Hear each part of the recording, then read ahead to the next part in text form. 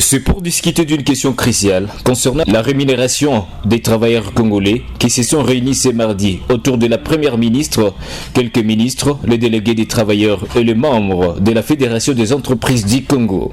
Cette rencontre a permis aux délégués des travailleurs de comprendre que c'était tout simplement pour vice des procédures et incompétences que la première ministre, Judith Suminwa, avait demandé au ministre du Travail de rapporter son arrêté portant réajustement à la hausse du SMIC.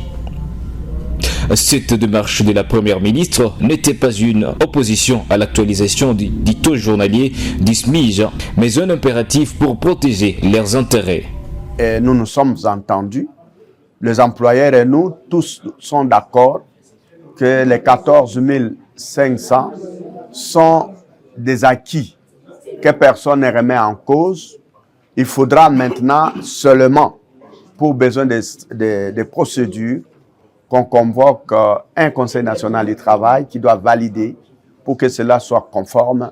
Ensuite, la mesure reviendra à la première ministre qui prendra un décret pour consacrer cela.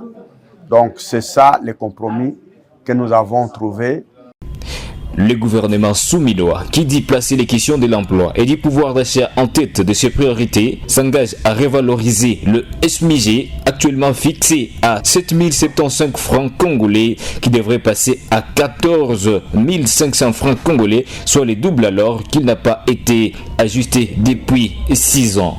Nous parlons le même langage, mais peut-être il y avait des incompréhensions des uns et des autres. Il y a un taux qui a été fixé, mais il n'était pas fixé selon les règles et les procédures.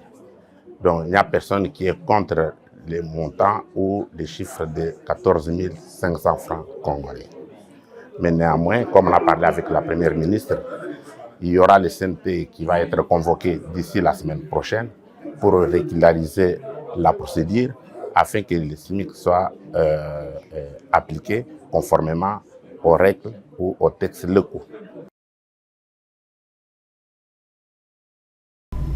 Robert Malumba, président de la Fédération des entreprises du Congo, FEC en sigle, a également exprimé son soutien à la démarche initiée par la chef du gouvernement. Nous nous sommes convenus que le taux de 14 500 francs congolais est accepté par toutes les parties. Néanmoins, nous allons discuter les autres questions au CNT qui sera convoqué dans, la semaine prochaine. La Première ministre a une grande sagesse et c'est comme ça qu'il nous a menés comme ça facilement dans une solution.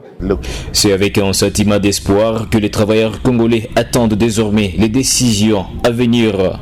Un chemin est tracé pour garantir leurs droits et améliorer leurs conditions de vie.